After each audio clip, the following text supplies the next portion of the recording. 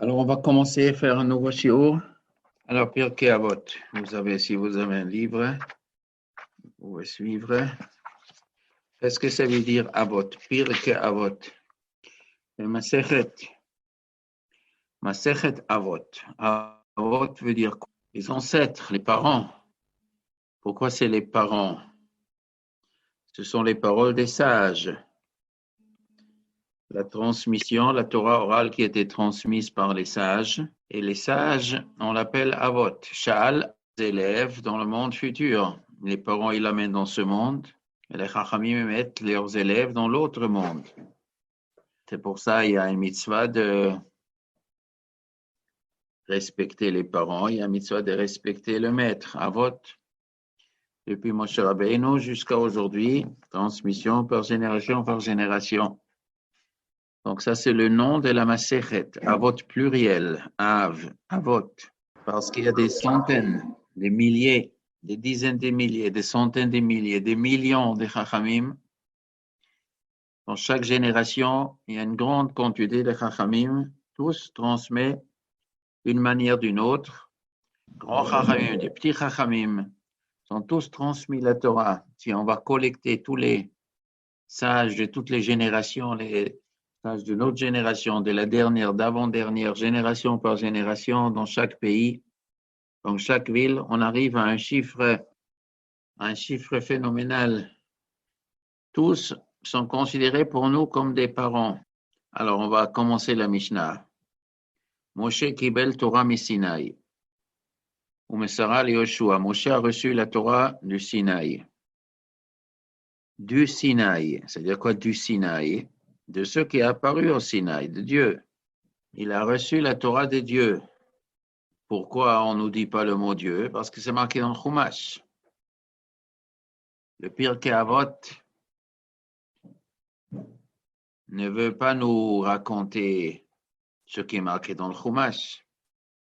On va après dans la Mishnah, Ben Chamesh Shanim la Mikra, Ben Esor la Mishnah, Ben Shlosh Esrei la Mitzvot, Ben Chamesh Esrei la Talmud. À 5 ans, on commence à étudier le Mikra, ça veut dire le Tanakh. Et Ben Esor la Mishnah, à 10 ans, on fait les Mishnayot. Et à 15 ans, on fait Talmud. Ça veut dire, ça suppose que quand on commence à faire la Mishnah, tu connais le Tanakh. La Mishnah, elle est faite d'une sorte que la Torah écrite, on fait de 5 ans à 10 ans, et après on commence la Torah orale. Donc on ne va pas nous raconter comment j'ai reçu la Torah de Dieu, ça c'est marqué dans le Chumash.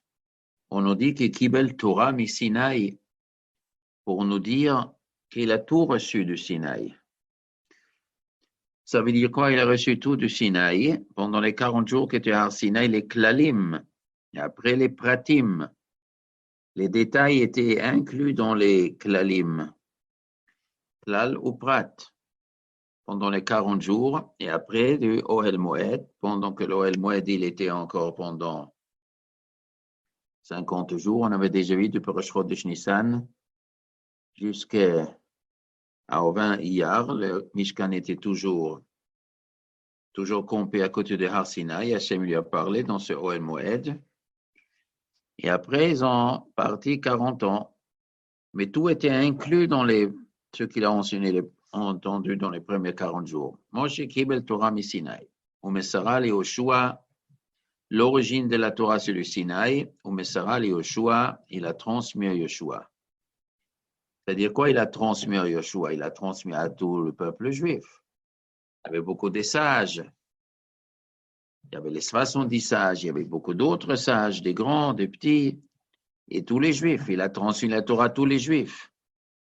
La Mishnah nous dit qu'il a transmis à Yoshua, comme s'il avait un élève. Bien sûr, il n'y avait pas qu'un élève. Mais lui, il connaissait tout. Lui, c'était l'élève le plus assidu. Yeshua benu Nahar lo yamish mitocha ohel.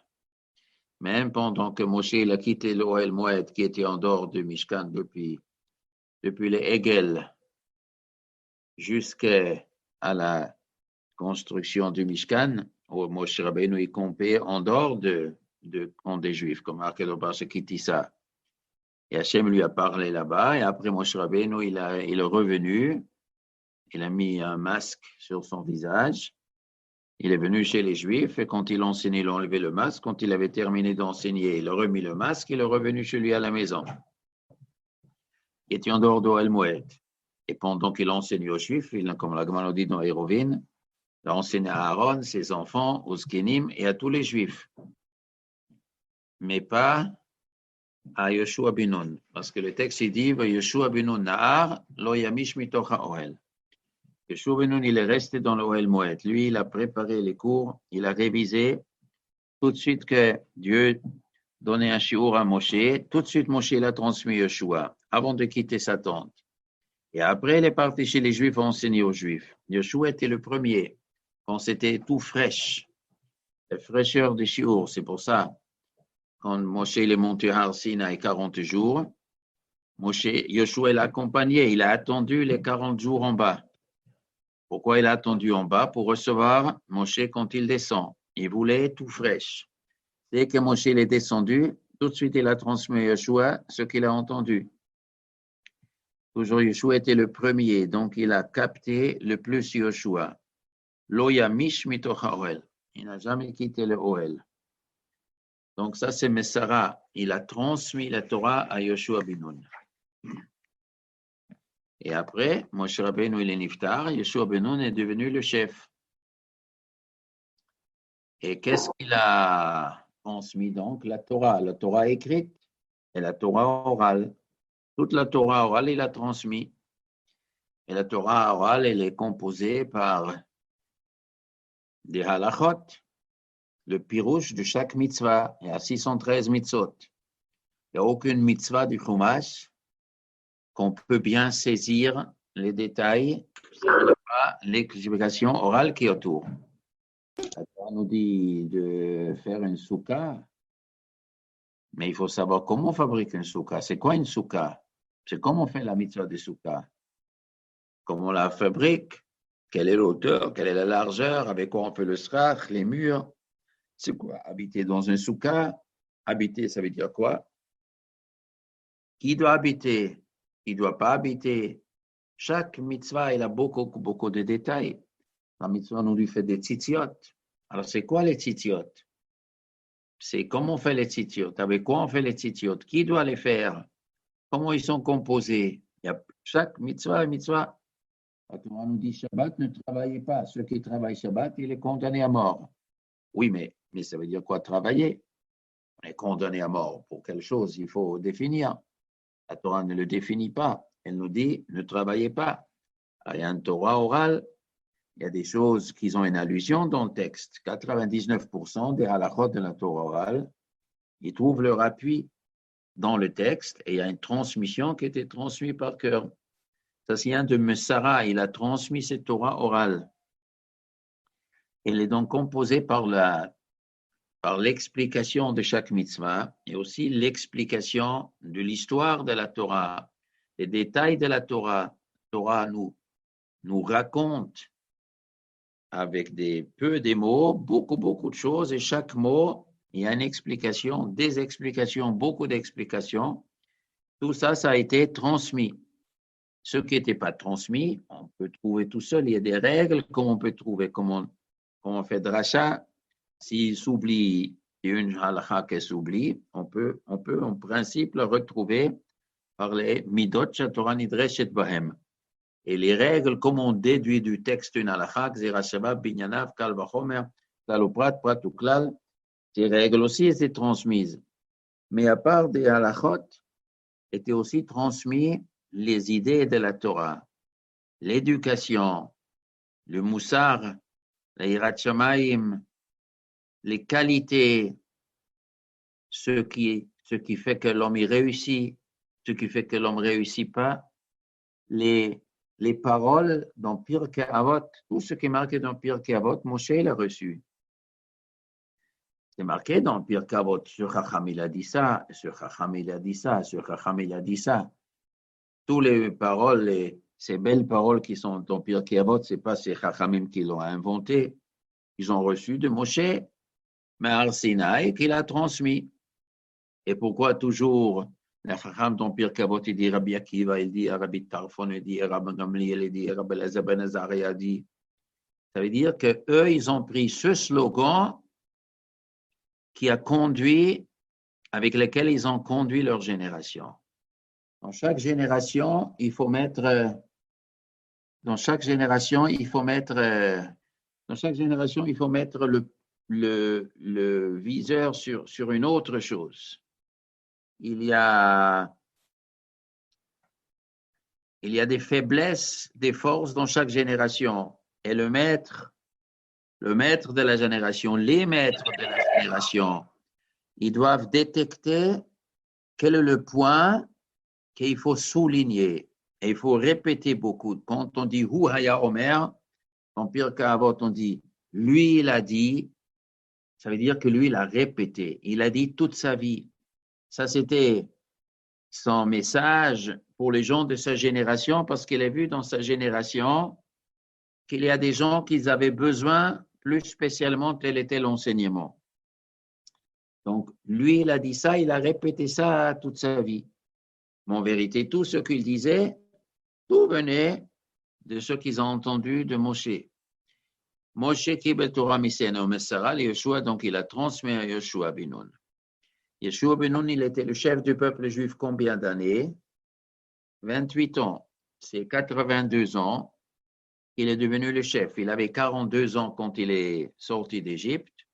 40 ans dans le désert, ça fait 82 ans. Et Yeshua ben Nun, il a vécu 110 ans, marqué dans le Tanakh.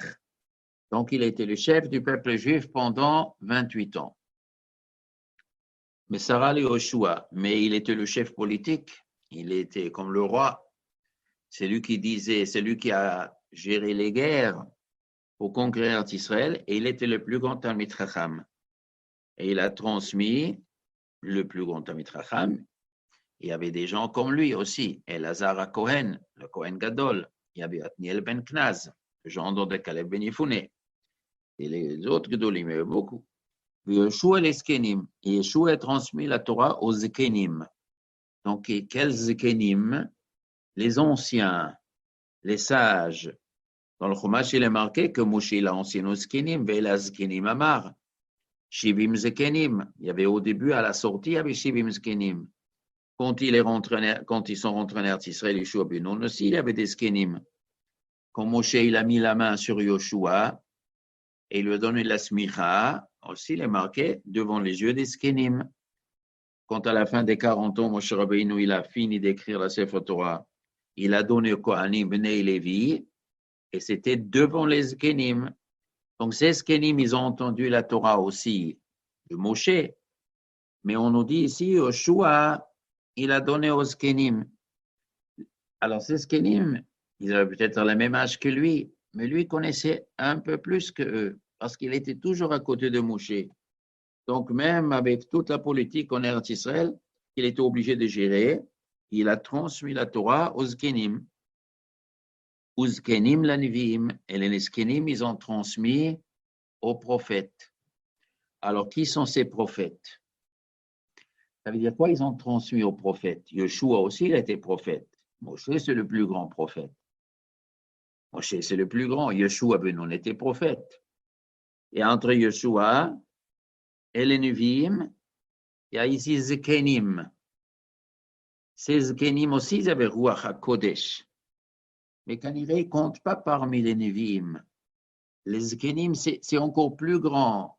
Les Zkenim, c'est que connaissaient encore Moshe. Ils sont tellement hauts, ils connaissaient encore Moshe. Et après, on dit qu'ils ont transmis aux Nevi'im.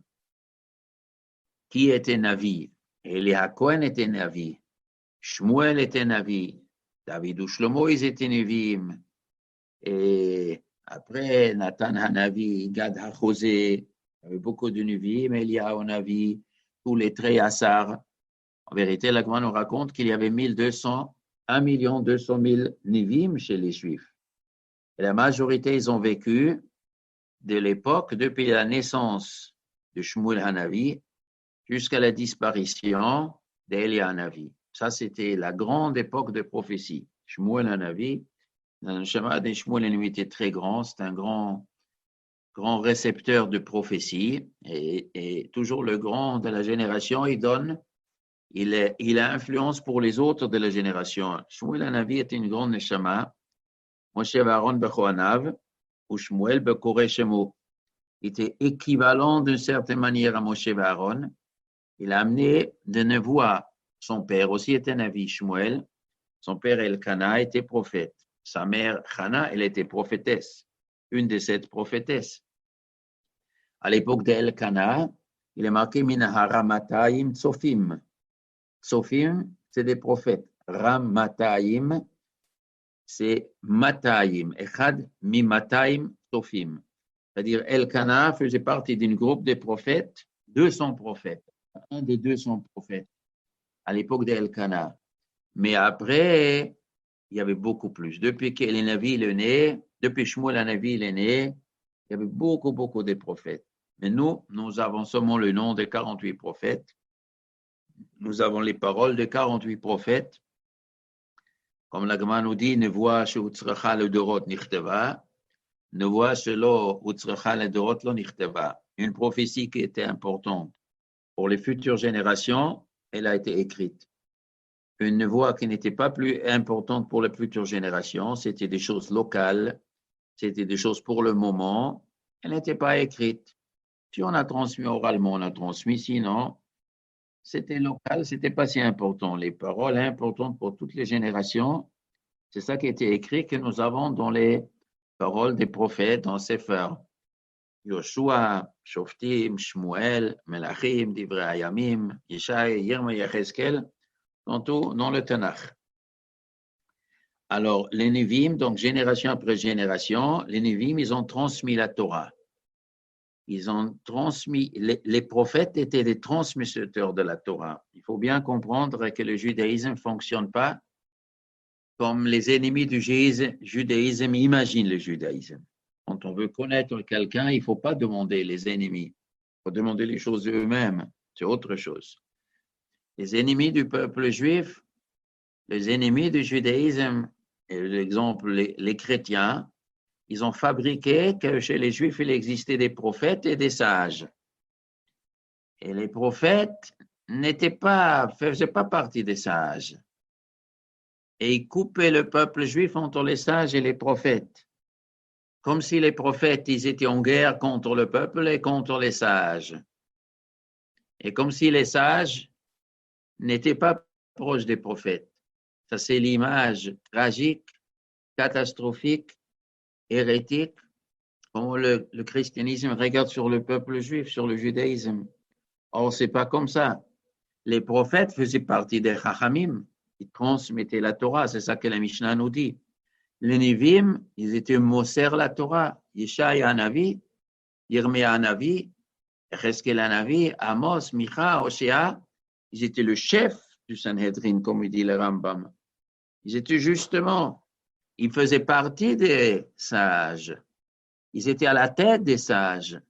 Mais ils étaient tellement grands qu'ils ont eu le mérite d'avoir la prophétie et Dieu leur parlait et il disait de Moussar au peuple juif. Il disait de Moussar à tout le monde. Mais faisaient partie les prophètes et les sages. Ils travaillaient ensemble. Mais les prophètes, ils avaient quelque chose en plus. Mais la Torah, ils faisaient partie des transmetteurs de la Torah. C'est les Nevi'im, ils ont transmis la Torah. Les Nevi'im, mais serou al anshe knesset agdola. Donc, génération en génération, quand on dit les Nevi'im, et c'est les gens proches des Nevi'im aussi, les Chachamim aussi. Bien sûr, ce n'était pas que le Navi qui transmettait, mais le Navi était à la tête des transmetteurs.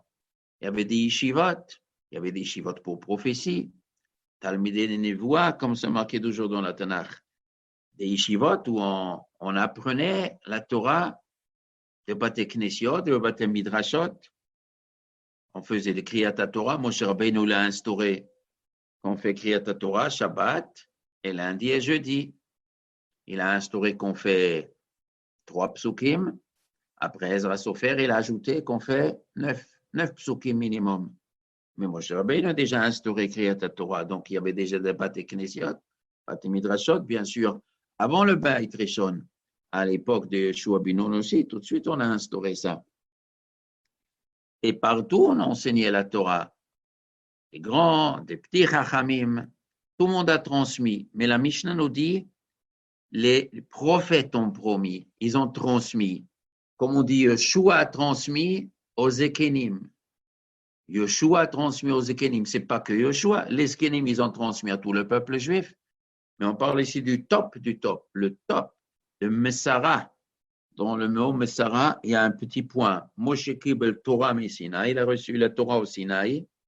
Ou Messara, il l'a transmise à Yeshua, là, entièrement. Il a transmis entièrement à Yeshua. Et Yeshua, il a transmis entièrement aux Ekenim. Les Ekenim, aux Nevi'im. Et si il y avait une question qui se posait, tout le temps, on se pose des questions. Après, il faut décider. S'il y a différents avis, on marche d'après la majorité.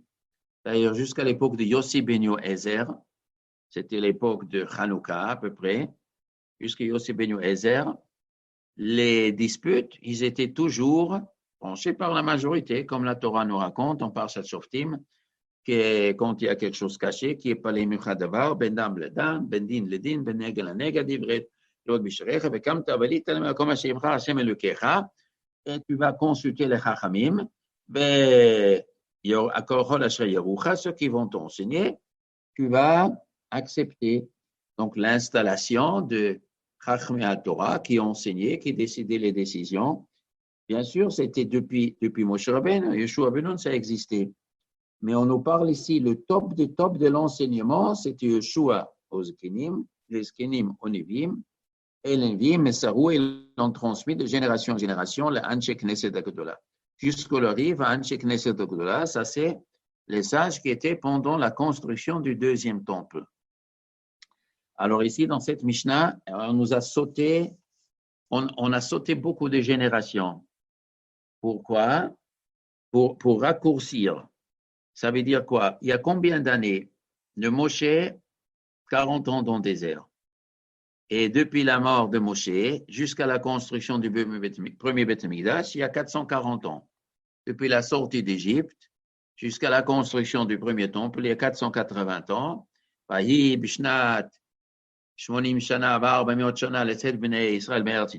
y avait l'inauguration du premier Beth Amikdash. C'est-à-dire l'époque de Shoftim, de Yeshua, de Shoftim et de Shaoul David Amelech, ça a duré 480 ans. Après, il y a Shlomo HaMelech, ils ont construit Beth Mikdash, donc ça a duré jusqu'à la destruction 410 ans. Donc, depuis la sortie d'Égypte, il y a 480, plus 410, ça fait combien? 400 et 400, ça fait 800. 890 ans jusqu'à la destruction. Après, il y a le Khorban du Beth Mikdash, il y a 70 années d'exil. Donc, on est à 960 ans. 960 ans après la sortie d'Égypte, les Juifs reviennent en Eretz Israël. Alors, il y avait beaucoup de prophètes et beaucoup de sages, des prophètes connus. Il y a des gens qu'on connaît leur nom, Haggai, Zacharia, Malachi, Ezra, on connaît leur nom, Mordechai, Bilshan. Il y a encore beaucoup d'autres prophètes. Et ils étaient encore les premiers 40 ans. Ça durait encore 40 ans, la prophétie, au moment de la construction du deuxième Beth Amikdash. Donc, l'histoire qui se passait et le moussar qui se transmettait, nous avons dans le texte écrit dans le Tanakh. Là, le Tanakh ne le cite pas. Notre Tanakh, le Masechet Avot n'est pas venu pour nous raconter le moussar qui est marqué dans le Tanakh. Parce que tu es censé de connaître. Le Pirkei Avot, ce Torah Sheba'al Peh, on enseigne à ceux qui connaissent le texte. D'abord, tu fais le texte écrit. Donc, tout le moussar qui est marqué dans le Chumash, on connaît. Le Tanakh, on connaît aussi les histoires. Le moussar, c'est marqué dans la Tanakh. Donc, jusqu'au Anshe Knesset HaGedolah, eux, ils ont terminé d'écrire le Tanakh. Ils ont terminé Ezra Sofer avec tout son Bédin, tous les Chachamim, ils ont mis le dernier coup depuis tous les Sefer Shoftim, le Sefer Melachim, Ils étaient transmis de génération en génération, mais ils ont ficelé encore, ajouté encore quelques petits détails. Et ils ont écrit le Sefer d'Ibrahim. Ils ont terminé le Sefer d'Ibrahim. C'était aussi transmis déjà. Ezra, il écrit son Sefer, Ezra Nehemiah d'Ibrahim. Et c'était terminé le Tanakh. Donc, Pirkei Avot ne rentre pas dedans. Ça, tu es censé connaître. Pirkei Avot, ça nous enseigne les paraboles et le moussar, les maximes qui ne sont justement pas marquées dans la Tanakh, mais qui sortent du Tanakh, qui rentrent dans l'esprit du Tanakh, qui étaient aussi transmis, mais étaient transmis oralement, pas tout était écrit dans la Tanakh. Donc, mais ce rôle Anshe Knesset Agdola, on les appelle Anshe Knesset Agdola, la grande assemblée. Pourquoi ça s'appelle une grande assemblée? Pourquoi il y a une petite assemblée? Il y a une grande assemblée. Normalement, un Sanhedrin est 70. Eux, ils étaient 120. Ils ont pris certaines décisions. Ils ont pris les 120 ensemble. Par exemple, quand ils ont fait le texte de la Tefila, les 18 brachot, ou le Kiddush, la Havdalah, c'est une takana. À ce moment-là, ils étaient 120. 120. Normalement, c'est 70. Mais il a été aussi, c'est pas que 70, le Sanhedrin les Gazit. Dans 70 Chachamim, et devant eux, il y a 3 rangées des sages. Et ces rangées, chacun, il y a 23. 3 fois 23, ça fait 69. Et 69 et 71, ça fait combien chez les Juifs? 71 Chachamim, 69 Talmidim devant eux. Ça fait combien? 140. Donc, normalement, l'Ishket Gazit, il y avait même 140 Chachamim. Alors, en tout cas, c'était 120. Pourquoi on les appelle Knesset Hagdola? La grande réunion. Une grande réunion. Parce que tous les Juifs, ils étaient présents, tous les sages, ils étaient présents. La Gemara nous dit que le mot Gedola vient aussi du mot parce que Hakel, Hagadol, Vahagibor, Vahanora. C'est que Moshe Rabbeinu, quand il parle dans le Chumash, Hakel, Hagadol, Hagibor, Vahanora, sur l'Oïsapanim. Il est Gadol, il est Gibor, il est Nora. Mais après, Yirmia Navi, il a vu que le Chorban du Beth Amikdash, il a dit c'est difficile de dire Gibor Venora. C'est très difficile. Comment tu peux dire Gibor Venora? Gibor, Dieu, il est costaud. Et il a laissé détruire son Beth Amikdash. Nora, c'est-à-dire tout le monde, il a peur de lui. Mais Dieu, il a laissé détruire sa maison. Il a laissé les Juifs exilés.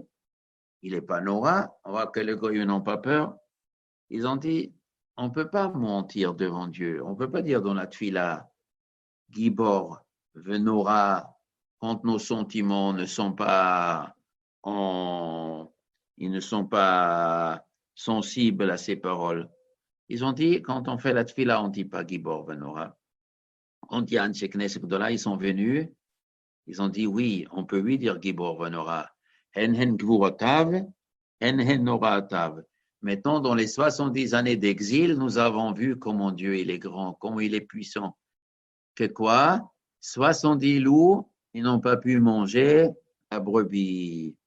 La brebis, ce peuple juif qui était éparpillé, est venu Achashverosh, est venu Haman, avec tous les Amalekim qui ont attendu le moment de Purim de se déchaîner. Ça ne marchait pas. Comment il est grand le berger qui a pu sauver sa brebis de la faim des 70 loups. Enhen Gvurotav, Enhen Orotav. Ils ont dit aujourd'hui on le ressent, comment Dieu il est puissant. Et ça, donc ils ont dit on va réinstaurer de dire Hakel, Hagadol, Hagibor, Vahanora. Et ça c'est une des raisons. La Gemara nous dit pourquoi ça s'appelle Anshe Knesset Hagedola. C'est Gadol dans le sens Gadol, dont ils ont compris comment Dieu, il est terrible. On ne peut pas faire contre lui. Personne ne peut aller contre lui. Dieu nous protège.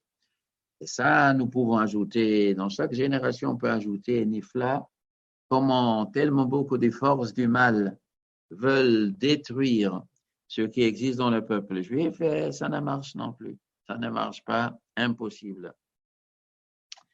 Alors, Anshe Knesset Agdola, Hem Amrou Shelosha Dvarim. Eux, ils ont dit trois choses. C'est-à-dire quoi? Ils ont dit trois choses. Ils ont dit des millions de choses. Ils ont transmis la Torah, mais ils ont répété trois messages fondamentaux. Dans leur génération, il faut trois choses qui sont fondamentales, qu'il faut inlassablement le mettre dans la tête de chaque juif dans notre génération. Trois choses basiques. Quelles sont les trois choses basiques qu'ils ont dit? Soyez lente dans le jugement. Un jugement, il doit être juste. Une société où les juges sont corrompus, c'est une tragédie. Pourquoi eux, ils ont dit ça? Parce qu'il s'est rappelé encore ce qui était à la fin de l'époque du premier temple, Yirmia Navi.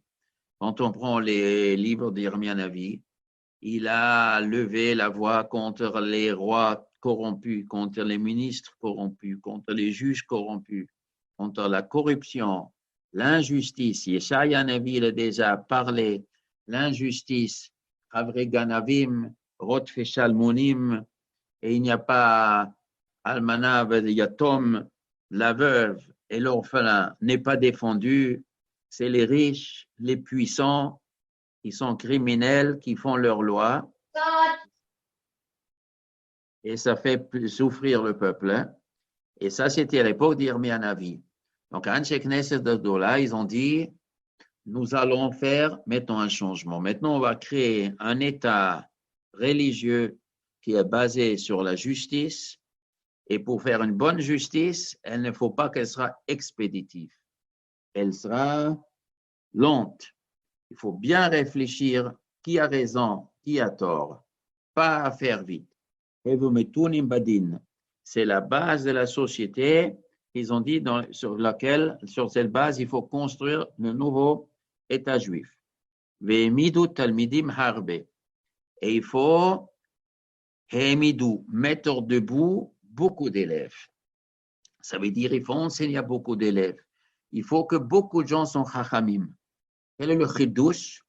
Parce qu'à l'époque du premier temple, il y avait des prophètes. Quand le prophète parlait, c'était du feu. Alors, po dvarai kaesh numashem. Voilà, les paroles de Dieu, c'est comme de feu. Quand Yirmia Navi parlait, quand Yeshaya Navi parlait, même la Maaretz, même l'ignorant, il tremblait. Quand Elia Navi parlait à Achav, il a transmis à Achav le malheur qu'il va le trouver. Achav, il a déchiré ses habits. Elia Navi, il a parlé dur avec Achav, le grand mécréant, le grand Vedavodazara. Elia Navi, il a parlé dur, il a déchiré ses habits, il se mit à pleurer, il a jeûné. Le mécréant, mais il est devant le prophète, il tremble. Les prophètes, c'était du feu. Alors même la Maaretz qui ne connaît pas beaucoup, il n'a pas étudié beaucoup, il fait les mitzvot, mais comme tout le monde, eh bien, il tremblait. Anshe Knesset Agdola, il savait, nous sommes les derniers des prophètes. Après nous, ça ne sera pas la prophétie, il n'y aura pas ce feu. Alors, le judaïsme va se transmettre par l'érudition, par l'étude. Il faut qu'il y ait beaucoup d'élèves et il ne faut pas qu'il y ait des élèves qui sont demi-élèves, qui sont assis, il faut debout. Les ha'amid talmidim. Les ha'amid, ça veut dire il faut que les élèves eux-mêmes deviennent des grands chachamim qui peuvent transmettre. Talmidim harbe. Et les talmidim harbe, l'Agma nous raconte qu'on enseigne à tout le monde. Parce qu'il y avait toujours une discussion. Est-ce qu'il faut enseigner la Torah à tout le monde ou qu'à une élite?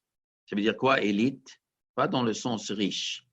Élite, ça veut dire des gens qui ont des bonnes midotes, un comportement bien.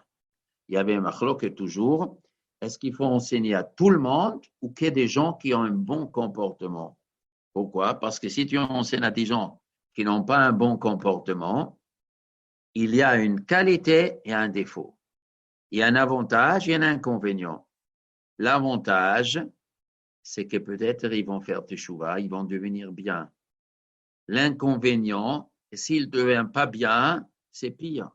Parce que la Torah, Si on la comprend, étudie, applique correctement, c'est Sam Chaim, c'est un médicament de vie. Et si on la comprend à travers, et si on ne se comporte pas bien, c'est Sam Mavet. C'est un poison. Avec la Torah, on peut devenir, c'est un poison, on peut devenir méchant, on peut tordre, on peut après contredire la vérité. Avec la Torah, on peut contredire la Torah. Donc il y a toujours un danger. Il y a même que Beth Shammai, Beth Hillel, pour leur époque, Beth Shammai dit il faut choisir les élèves. Il ne faut pas enseigner à n'importe qui le roi beaucoup de Torah. Un peu comme ça, globalement, mais beaucoup de Torah, il faut que les types, il est bien. Beth Hillel dit il faut enseigner à tout le monde parce que beaucoup de gens ils font de choix. Beth Shammai, ils ont dit mais c'est dangereux. Alors, chaque génération, ça posait la question. À Knesset Gdola, ils ont dit dans notre génération, il n'y a pas de question. Dans notre génération, l'ignorance est tellement grande. Le texte, il dit les Juifs sont revenus en Eretz Israël, il y avait une grande ignorance. À notre époque, il faut enseigner à tout le monde. Après, Beth Shammai et Beth Hillel, à l'époque de Rabban Gamliel, il est marqué. Rabban Gamliel était la famille de Hillel, mais il a pris la chita de Beth Shammai. Il a choisi les élèves. Et quand Rabban Gamliel était remercié, et Rabbi Eliezer ben Azari est devenu le chef, il est marqué, ils ont ajouté 400 ou 700 bons pour faire rentrer tous les élèves qui ne pouvaient pas rentrer à l'époque de Rabban Gamliel. Ils sont tous rentrés. Rabbi Eliezer ben Azari dit à notre époque, il faut enseigner à tout le monde. Rabban Gamliel dit non, il faut choisir. Alors, à l'époque d'Anshek Knesset Gdola, alors, aujourd'hui, il faut enseigner à tout le monde. L'ignorance est trop grande et nous pouvons récupérer beaucoup de gens. Les gens qui ne se comportent pas bien, c'est par l'ignorance. Ils sont ignorants. Quand il y a l'ignorance, alors vas-y, enseigne à tout le monde et ils vont revenir à la Torah. Et Midou Talmidim Harbe. Vassou Siag la Torah et fait des barrières pour la Torah. Ça veut dire, ils ont fait beaucoup de takanot afin que les gens n'arrivent pas à transgresser la Torah. Ça veut dire quoi? Quand la Torah nous dit il faut respecter Shabbat, il ne faut pas porter dans la rue, c'est assourd de porter dans la rue. Il est marqué dans le livre de Nehemia qu'il y avait des gens qui portaient dans la rue. Il y avait des gens qui faisaient du business, ils achetaient des poissons chez les goyim qui venaient devant Yerushalayim. Alors, les gens, ils étaient à Maratzim, il y avait des gens qui écrasaient des raisins. Raït et Behouda, j'ai vu à Yehuda des gens qui écrasent des raisins et des gens qui font business et qui portent. Alors, Nehemia, il a dit, il faut qu'on prenne des résolutions. Ils ont fait, par exemple, Zerat Nehemia. Ils ont fait, on n'a pas le droit de déplacer des klishmartoli issour. On n'a pas le droit de déplacer certains objets, on va le considérer comme interdit de déplacer, de peur qu'on va faire des travaux avec. Comme ça, ils ont fait beaucoup d'exérotes, associés à la Torah. Et à l'époque, plus qu'à l'époque de Nevim, à l'époque de Nevim, il y a le Navi. Devant le Navi, il a peur. Quand le Navi il crie, c'est Shabbat, on tremblait. Et à leur époque, ils ont dit, il n'y aura pas de Navi pour crier. Donc, il faut que dans la vie, chacun, il s'éloigne.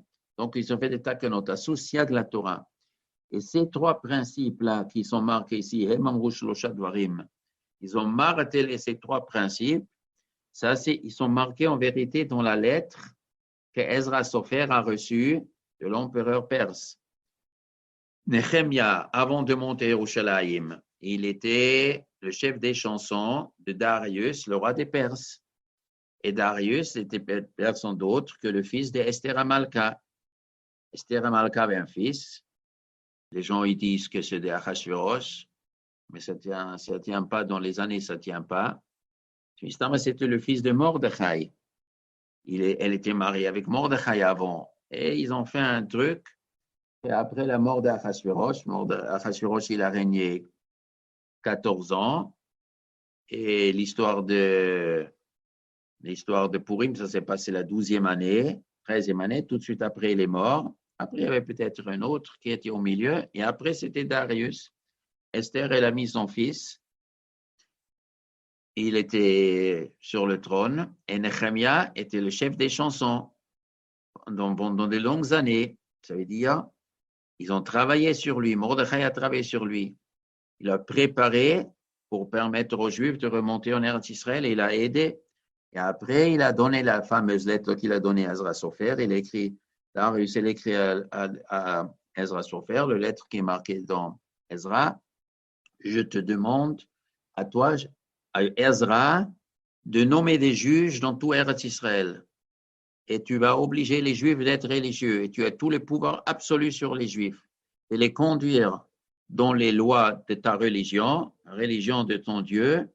Tu vas faire des juges et tu vas instaurer que tout y marche religieusement et tu vas demander aux gens de payer des impôts au roi perse.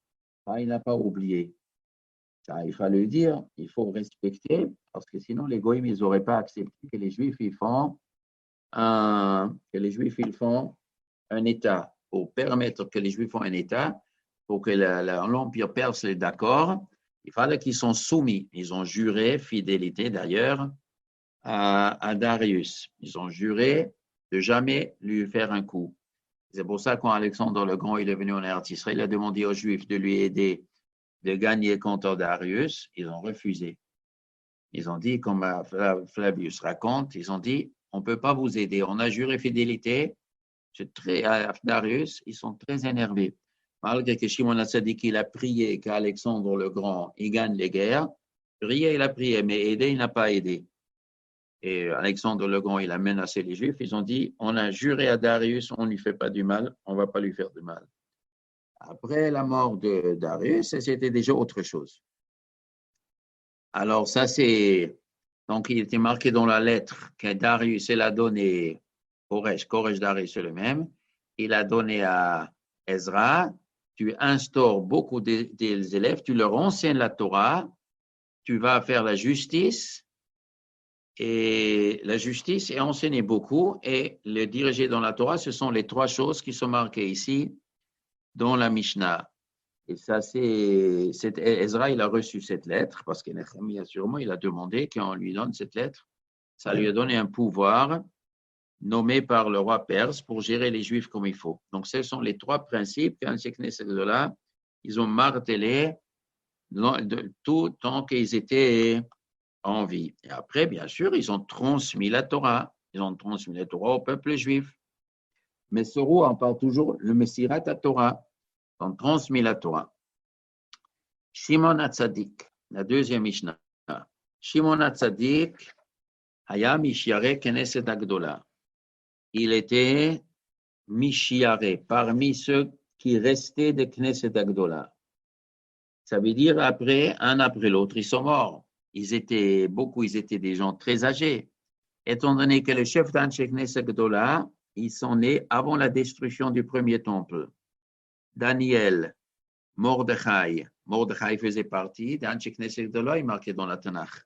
Mordechai, Bilshan, et Mordechai, il est né plusieurs années avant le Chorban. Pourquoi? Pas seulement avant le Chorban. On dit dans Ish Yehudi Haya Beshushan Abira, Ushmo Mordechai, Ben Yair, Ben Shimi, Ben Kish, Ishimini. Il y avait un juif, Asher Hogla Mirushalayim, Imha Gola, Asher Hoglata, Im Yechonia, Melech Yehuda, Asher Hegla, Nebuchadnezzar, Melech Babel. Donc Mordechai faisait partie de ces gens-là qui sont partis en exil, pas au moment de Chorban, mais avec Yechonia, Melech Yehuda, quand Nebuchadnezzar il a exilé Yechonia. Or, le roi Yechonia, il est parti 11 années avant la destruction du temple, il est parti en Babylonie. Ça, c'était le grand miracle qu'Hachem il a fait. Que Nebuchadnezzar, il est venu 11 années avant le Chorban et il a fait exiler 10 000 Harash Vahamasger, les menuisiers et les serruriers. Giborei, Osei, Milchama, les costauds qui font la guerre. 10 000, Aseret Alafim. C'est quoi des serruriers? C'est quoi des serruriers? Harash Vahamasger, serruriers et forgerons. C'est les Chachamim. Les Chachamim qu'on appelle Harash Vahamasger et qu'eux, ils sont partis en exil. Les 10 000 plus grands Chachamim, parmi eux, il y avait Yecheskel Hanavi, il est marqué. Yecheskel 21e chapitre. Yecheskel faisait partie de ce groupe. Ezra faisait partie de ce groupe. Daniel faisait partie de ce groupe. Et ils sont partis en Babel, ils se sont installés, ils ont tout de suite commencé les yeshivot. La Torah a commencé à fleurir avec Yechonia, les yeshivot à Utsal, et ils ont plusieurs endroits à Babel, deux grands endroits. Après les autres endroits, ils ont transmis la Torah. Donc, eux, ils étaient 11 années avant le Khorban, et jusqu'à la construction des Mikdash, il y a 70 plus 11, ça fait 81. Et lui, il est parti, il était déjà parmi les Chachamim. C'est-à-dire qu'il avait au moins 20 ans, Mordechai. C'est-à-dire que Mordechai, il est venu après l'histoire, il avait plus que 100 ans, plus que 110 ans. Daniel aussi. Il y avait Ezra Sofer aussi, il est né avant. Les sages, les premiers, ils étaient très âgés. Hachem, il a fait un miracle. Chez les Juifs, ça existe comme ça, des chachamim, des centenaires. Rabbi Yashif, à 100 ans, il avait toute sa tête. Rabbi Tzraïm aussi, il a vécu à peu près 100 ans. Il avait encore la tête jusqu'à la fin. Il y a beaucoup de chachamim, Hachem, il fait miracler les gens qui ne s'usent pas. Ils ne s'usent pas beaucoup parce qu'ils vivent une vie qui est saine. Et ils ont la tête, Baruch Hachem, jusqu'à la fin, si Hachem leur aide. Eh bien, ça, c'était un merveille qui a un Knesset Gedolah. Ils étaient gérés par les vieux sages qui connaissaient encore la Torah du premier Beth Mikdash, qui fréquentaient encore les prophètes. Mais Shimon HaTzadik, il était plus jeune. Et Hayam Mishiaré, les vieux, un après l'autre, ils sont niftar. Et 40 années après, le dernier des prophètes est niftar. Il y a deux guerres dans Seder Olam, où 40 ans après la construction du Beth Mikdash, ils sont niftar, les derniers prophètes. Shimon HaTzadik, Hayam Mishiaré, Knesset Agdola. Shimon HaTzadik, il était quoi? Il était le Kohen Gadol. Il était le Kohen Gadol et il était aussi le chef politique. Il était le chef politique. À l'époque d'Anshek Knesset Gedolah, le chef politique, il était Zrouania, de la tribu de Yehuda. Mais après, Kaniré, que ça n'a pas continué la Malchut Bet David. Et le chef politique, après, ils étaient les Chachamim. On verra après comment ça fonctionne encore. Haya Mishiare Knesset Gedolah. Il restait parmi la Knesset Gedolah. Ou Haya Omer. Alors lui, il disait, Al Shelosha Hadvarim Haolam Omed. Sur trois choses, le monde tient. À la Torah, Val Ha'avoda, Val Gmilut Chasadim. Torah, c'est l'étude de la Torah. Val Ha'avoda, c'est la Avoda au Bet HaMikdash. Il y a après Avoda qui veut dire travail, ça c'est une autre chose. Kol Torah she'enima malacha, Tofa Betila, ça c'est malacha, ça veut dire un métier. Ici, Avoda ne veut pas dire un métier. Ici, Avoda veut dire la Avoda des Korbanot, le travail autour du Bet HaMikdash. Bet HaMikdash, c'est quelque chose de très spécial. Ça, il faut expliquer qu'est-ce que c'est le Bet HaMikdash. Aujourd'hui, on ne sait pas qu'est-ce que c'est. Mais il y a une grande partie de Seder Kochim, Korbanot, qu'est-ce que c'est aussi dans Chumash. Korban, qu'est-ce que c'est un Korban? Bon, ça, il faut expliquer, un sujet à part. En tout cas, l'étude de la Torah et le Bet HaMikdash, Val Gmilot Chasadim, sur ça, le monde tient. C'est-à-dire quoi le monde? Le monde, c'est-à-dire la société, les humains, l'État.